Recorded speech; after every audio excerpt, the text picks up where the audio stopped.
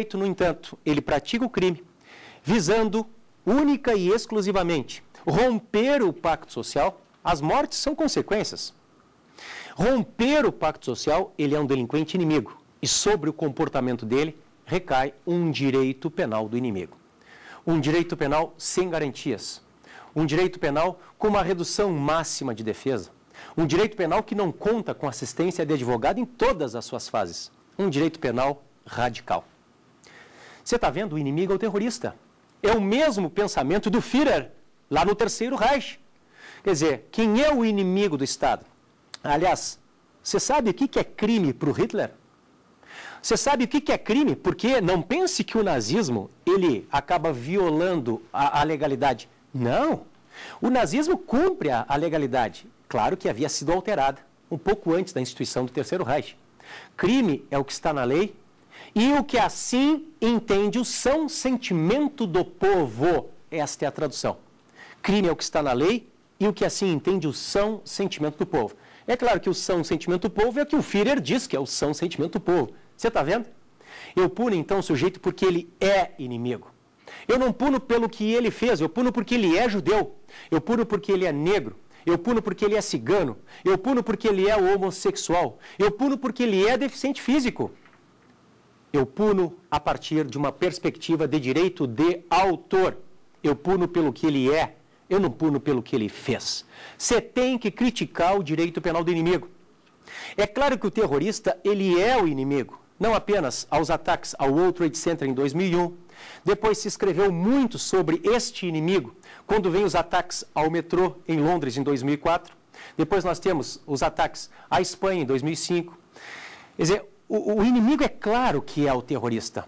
Mas hoje, não só na Europa, mas também nos Estados Unidos, nós temos uma nova perspectiva de inimigo. Você sabe quem é o inimigo hoje? É o imigrante clandestino. Pasme. O imigrante clandestino, ele é o novo inimigo. Observe. Pense no que está ocorrendo nos Estados Unidos com os imigrantes ilegais, principalmente os mexicanos. Pense no que o Sarkozy está fazendo hoje na França, mandando embora os búlgaros e os ciganos, deportando. Mas nada se compara ao que está fazendo a Itália. Eu digo isto com alguém que conhece com propriedade o problema, primeiro porque eu escrevo sobre isso na tese de doutorado, tá? E segundo porque eu estive há alguns anos, agora, morando na Itália em virtude disso, do estudo. Tá? A direita fascista que ascende ao poder com a Lega Nord, a Liga Norte do Berlusconi e os seus, acaba, no final de 2008, criando uma agravante da clandestinidade. Meu colega, caro professor Anderson, uma agravante da clandestinidade. Então, se nós temos um réu, digamos, um italiano, que pratica um crime de furto, ele recebe pena X.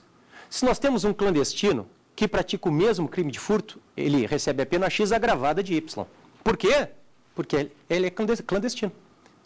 Isto é direito do autor, ele é clandestino. Ele tem que receber uma reprimenda maior. Mas esta questão do direito penal do inimigo chega ao seu ápice na Itália, quando no final de 2009 aprova-se o crime de clandestinidade. Um crime que é permanente. Um crime que, por ser permanente, admite flagrante a qualquer tempo. Então, você pensa comigo. Eu tenho aquele cidadão que está lá na Piazza di Espanha, em Roma. Ele está lá vendendo aquelas bugigangas que eles ficam lá vendendo. Aí chega o carabinieri. Eu quero documento. E ele, não tem, eu sou clandestino. Não tem? Você está preso. Mas como assim? Eu não fiz nada. Eu estou aqui trabalhando. Não. É clandestino. Você está vendo o direito penal do autor? Eu puno o sujeito pelo que ele é, pelo que ele pensa, pelo que ele acredita, porque ele está afiliado ao partido A ou B, porque ele tem uma crença religiosa diferente da minha, porque ele tem um comportamento sexual diferente do meu. Eu puno pelo modo de vida, eu não puno pelo que ele fez. Isto é um absurdo. Aliás, eu quero que você agora se comece a abrir a caixa preta lá de Guantánamo, a base americana em Cuba chamada Guantánamo. onde há 235 presos, muitos deles provisórios há mais de 7 anos. Quando o presidente americano Barack Obama ele assumiu o poder, você deve lembrar, uma das primeiras medidas que ele disse que seriam feitas seria: em 1 ano eu vou acabar com Guantánamo. Acabou? Onde é que ele vai colocar os 235 presos? Vai mandar de volta? Qual é o país que vai querer receber? É claro que não acabou. Agora eu quero que você pense, porque ali você tem não apenas presos suspeitos da prática de atos terroristas, eu repito, suspeitos, muitos sem uma acusação formal, quiçá uma condenação definitiva, porque você é suspeito de estar vinculado com a Al-Qaeda. Quer dizer, você é autor, você merece reprimenda. E mais, nós temos todo um julgamento de exceção, que, pela nossa Constituição, ele vem proibido. Os tribunais de exceção, eles vêm proibidos. O que aconteceu em Nuremberg, o que aconteceu em Tóquio, quer dizer, aquilo não se pode repetir. E eu não estou, por favor, defendendo as atrocidades nazistas. Eu estou aqui sendo técnico. Pensem aqui comigo. Você sabia que até a instituição do Tribunal de Nuremberg não havia crime de lesa humanidade? Não havia crime contra direitos humanos? Repito, eu não estou defendendo o nazismo, por favor. Não estou dizendo que não houve atrocidades. É claro que houve. Eu estou apenas trabalhando com a técnica. Os crimes foram criados pela Carta de Nuremberg, ou seja, foram criados depois do fato. Eu tenho não apenas uma violação ao princípio da anterioridade, como a vedação de instituição de tribunais de exceção, que é o que acontece lá nos Estados Unidos, com a base de Guantánamo, a base americana em Cuba. Com a caixa preta de Guantánamo sendo aberta, você sabia que vieram à tona, inclusive, as famosas técnicas de interrogatório? Você está vendo, isso é direito penal do inimigo. As famosas técnicas de interrogatório, onde se admitia para obter confissão técnicas de coerção pessoal. Técnicas de coerção pessoal para obter confissão de réus suspeitos da prática de atos terroristas. Bom, os americanos, pessoal, eles legalizaram, eles positivaram a tortura, se deram conta?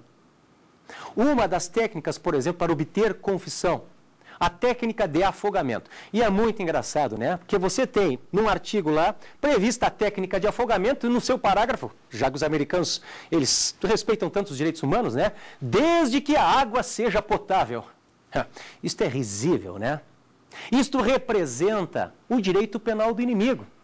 Um direito penal sem garantia, um direito penal sem qualquer tipo de procedimento constitucional, um direito penal onde o advogado, quando ele atua de uma maneira não efetiva.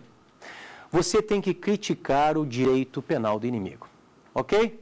Trabalhar hoje com o direito penal do inimigo significa voltar ao Terceiro Reich, lembre disso. Na Itália, por exemplo, é um país do qual eu conheço a realidade, quer dizer, lá não temos apenas a preocupação na seara penal em relação ao inimigo, que hoje, repito, além do terrorista, é o imigrante clandestino, mas também na seara administrativa. Hoje a punição, existe uma punição administrativa para quem, por exemplo, aluga os imóveis para o clandestino. Hoje nós temos punições para os médicos que atendem o clandestino e não comunicam o Estado. Medidas administrativas que podem chegar lá ao conselho de classe com a cassação do registro. Medidas radicais. Por quê? Porque o sujeito, ele é clandestino. E no Brasil? Esta é a pergunta que não quer calar. No Brasil, nós podemos falar em um direito penal do inimigo ou contra o inimigo? Eu sustento que sim. Podemos sim. Sustento, em primeiro lugar, em virtude da famosa Lei do Abate. Você já ouviu falar da Lei do Abate? A Lei do Abate nada mais é do que uma alteração ao Código Brasileiro da Aeronáutica. Uma alteração que veio depois regulamentada por um decreto presidencial, à época presidente Lula, em 2004. Dizendo o seguinte: se a aeronave ela está em espaço aéreo brasileiro e recai sobre ela uma suspeita de estar transportando drogas, ela pode ser abatida em pleno voo. Claro que há alguns requisitos antes, tiros de advertência, etc. Ela pode ser abatida em pleno voo se sobre ela recai uma suspeita de estar transportando drogas. Você aprova essa medida? Porque muitos aprovam, né? Bom, mas claro, por que não derrubar a aeronave? Mas só um pouquinho, só um pouquinho. E o piloto, hein? Você esqueceu do piloto?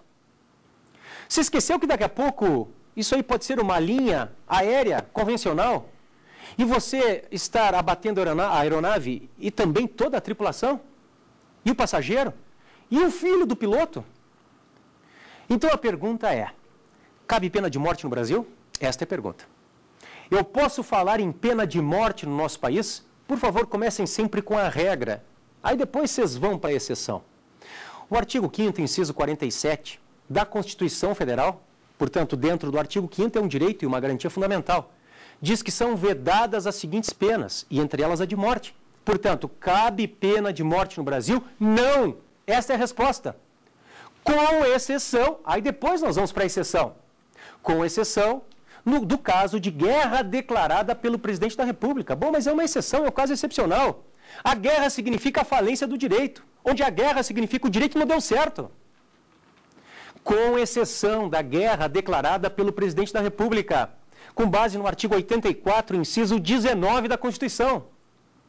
Então, veja só. Em primeiro lugar, nós temos um descumprimento à Constituição, porque é pena de morte durante o período de paz, correto? Eu quero que você pense na lei do abate. No momento em que o presidente autoriza que aquela aeronave ela possa ser abatida, bom, ele está decretando a morte do piloto. Ele está decretando a morte de todas as pessoas que se encontram na aeronave. Você está vendo que seria uma pena de morte em tempo de paz? Você está vendo que seria uma pena de morte contra o artigo 5º da Constituição, que veda a pena de morte, salvo no caso de guerra declarada? Você está vendo que seria uma pena de morte à revelia do Judiciário? Porque quem decreta a morte, neste caso concreto, é o presidente da República. Quer dizer, isto constitui direito penal do inimigo. Agora, claro, fica aqui o meu registro. Porque quando nós pensamos num direito penal do inimigo, nós temos que pensar numa lei penal estrito sensu, uma lei penal incriminadora. E o Código Brasileiro de Aeronáutica não é uma lei penal incriminadora estrito sensu. Não há nenhum tipo penal ali. É uma lei administrativa, mas que reflete o espírito do que é o direito penal do inimigo. Ok?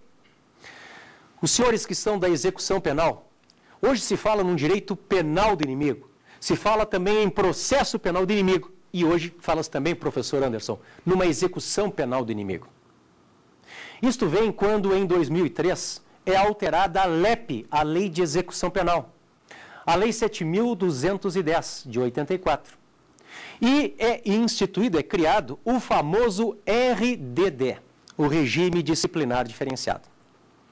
Então, você que está se preparando para o concurso, se perguntarem para você quantos são os regimes de cumprimento de pena no Brasil, você vai dizer, olha, são 3, olhando o código. Opa, já está mal, não são 3. Oh, mas não é fechado o semiaberto e o aberto, conforme artigo 32, ali 33 principalmente, do Código Penal? Pois é, mas você está esquecendo o regime fechadíssimo. Ele é mais que o fechado. Ele é o regime disciplinar diferenciado. Ele é um fechadíssimo. Ele está no artigo 52 da LEP, da Lei de Execução Penal. Bom, o regime disciplinar diferenciado, o RDD, ele restringe o direito a visitas, o direito a lazer do preso. Ele reinstitui uma espécie de solitária, como dizem os críticos, dentro das cadeias brasileiras. O regime disciplinar diferenciado, ele pode ser instituído no caso de risco, olhem como é subjetivo, de risco à segurança, seja da sociedade, seja ali dos próprios presos, em caso de risco. Ele pode ser instituído também se houver de que aquele preso ele pertença a organizações criminosas. Você está vendo? Porque há fundadas suspeitas de que o sujeito pertence a uma organização criminosa, aliás, cujo conceito é indefinido também, o que é organização criminosa, porque a Lei 9.034 de 95 não diz, nós podemos instituir o RDD. O RDD, repito, para os críticos, ele é tido como um direito penal do inimigo, uma execução penal do inimigo, na fase de execução penal, ok? Eu quero que você registre que a constitucionalidade do RDD, ela vem sido reiteradamente atestada pelo STJ. Repito, o STJ reiteradamente, ele diz que é possível, que é válido, que é justo em muitas hipóteses a instituição deste regime fechadíssimo. É mais que o fechado, que é o RDD. Segundo os críticos, seria uma manifestação clara dentro do Brasil de um direito penal do inimigo. Ok? Não defendam este funcionalismo radical ou normativista de Günther e Jacobs. Critiquem, ao contrário. Ok? Critiquem. Em relação ao imigrante clandestino, quer dizer, eu não estou defendendo aqui a clandestinidade. O que me parece que seja justo é aperte o direito administrativo. Aperte a expulsão, a deportação, se for o caso. Mas não se resolva com penal, que é o que está fazendo a Itália. Resolvendo direto com o penal. O penal que, conforme diz o princípio da intervenção mínima, lembre da nossa primeira aula, ele tem que ser a última ratio. O penal tem que ser a última ratio. O penal só pode incidir depois de esgotadas as esferas civil e administrativa. No momento em que eu trato o clandestino, porque ele é clandestino, com o direito penal, eu estou trabalhando com o penal como prima ratio, o que vai de encontro ao moderno pensamento hoje sobre o direito penal, um direito penal que se quer democrático, civilizado, fundado em princípios garantistas. Ok? Você deve criticar a tese do direito penal do inimigo, a tese ligada ao funcionalismo sistêmico, normativista ou radical do professor alemão Günther e Jacobs. Ok? Meus ilustres convidados, vocês gostariam de tirar alguma dúvida? Fiquem à vontade. Eu tenho uma pergunta, professor. Por favor. Esse assunto, ele está relacionado com a velocidade do direito penal? Ótima pergunta. As velocidades do direito penal. A resposta é sim, dependendo da velocidade. Em relação às velocidades do direito penal, nós temos que lembrar, desde logo, o nome do professor espanhol Jesus Maria Silva Sánchez. O professor Silva Sánchez, meu caro, ele escreve uma obra que se chama A Expansão do Direito Penal, que é fantástica. Se você gosta de lidar com esta matéria, direito penal do risco, direito penal do inimigo, direito penal das velocidades, um direito penal moderno, você tem que ler, é uma leitura obrigatória, a tradução pela RT hoje. A expansão do direito penal.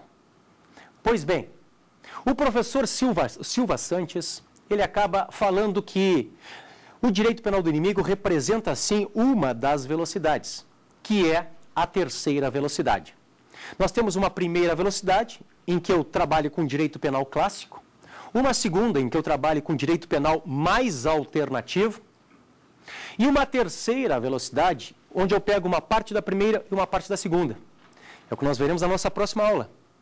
O direito penal do inimigo ele está relacionado a esta terceira velocidade. Por quê? Porque eu resgato a pena de prisão por excelência. O terrorista, ele não vai cumprir pena alternativa, né? Ele não vai cumprir uma PSC.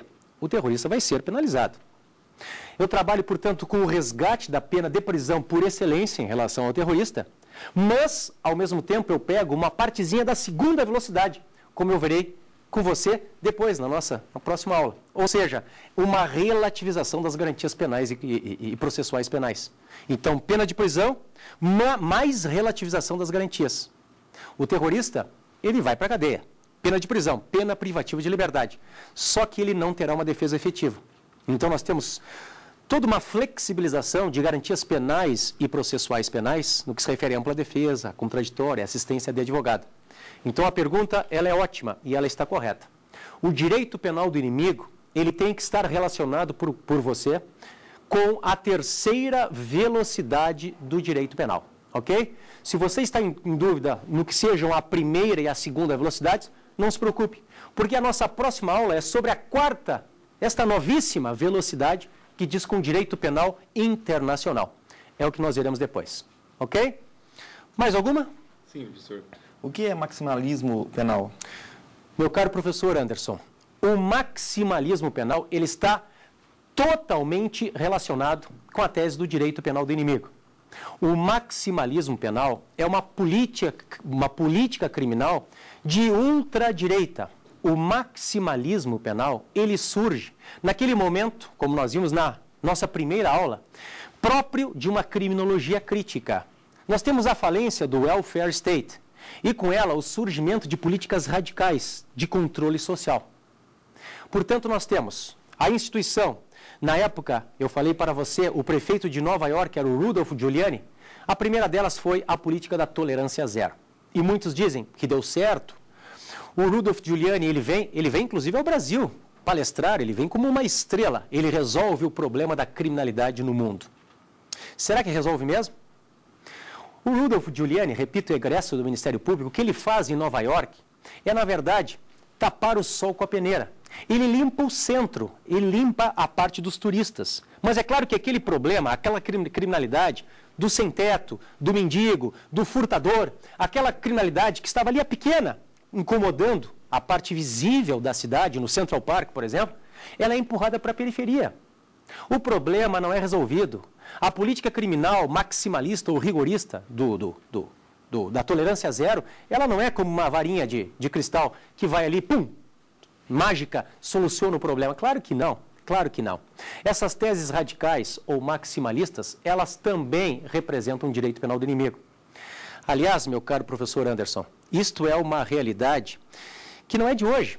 Se nós pensarmos de forma crítica o direito penal, veremos que o direito penal é uma eterna luta entre os maximalistas, que é a sua pergunta, de um lado, e os minimalistas de outro. É a eterna batalha entre os maximalistas e os minimalistas. E isto hoje se reflete em políticas de segurança pública. Pensem comigo. Eu tenho um período de ditadura no meu país. Um período onde se aperta, se tortura. Se tortura demais, se aperta demais, tem que afrouxar. O que vem logo em seguida? A Constituição Cidadã. É a abertura. Em 88 vem a Constituição Cidadã. E aí muitos dizem, opa, soltou demais. Opa, tá mal. Essas teses garantistas que estão na Constituição Federal, é o que gritam muitos, elas foram pensadas para os presos políticos. Aquelas pessoas que estavam ali como legisladores constituintes, legislando em causa própria. E hoje são usadas nas mãos das organizações criminosas como escudos protetivos. Tá mal, tá tudo mal. Abriu demais. O que acontece? Isso em 88. Em 90, o que vem? Lei dos crimes hediondos. Aperta tudo de novo. A lei dos crimes hediondos, ela reflete o direito penal do inimigo. Ela acaba taxando de hediondo, porque o critério é objetivo. E felizmente, né? Porque se subjetivo fosse, ficava tudo para a cabeça do julgador. O critério é objetivo. Isso significa que a lei, no artigo 1º, arrola o que são crimes hediondos. E mais, ela traz 3 crimes assemelhados a hediondos. Atenção, você que está se preparando para o concurso, hein? Crimes equiparados, afinados ou afins a hediondos, que são, como eu sempre digo, os 3 T's. T de tatu, os 3 T's. Tortura, tráfico e terrorismo. Os hediondos, mais os 3 equiparados a hediondos, são crimes que recebem esta qualificação negativa. Isso tudo contra o réu, é claro. Quer dizer, não são suscetíveis de graça, de anistia, de indulto. Professor Anderson, eu sou promotor de justiça criminal, trabalho na execução penal. Então, todo final de ano, você sabe, o presidente da República baixa o decreto de indulto natalino. Primeira coisa que nós fazemos, eu pego o PEC, o processo de execução criminal, e vejo ali por qual crime esse sujeito foi condenado. Ah, por latrocínio. Latrocínio é crime hediondo. Não faz jus ao benefício. Por quê? Porque a lei assim o diz. A Constituição também o diz. Ou seja, eu acabo afrouxando demais na Constituição de 88, é a crítica, e aí eu tenho que apertar na lei dos crimes hediondos. Só que o que acontece? Eu apertei demais em 90 com a lei dos crimes hediondos. O que vem em 95? Vem a lei do rito sumaríssimo, a lei das penas alternativas, o juizado especial criminal.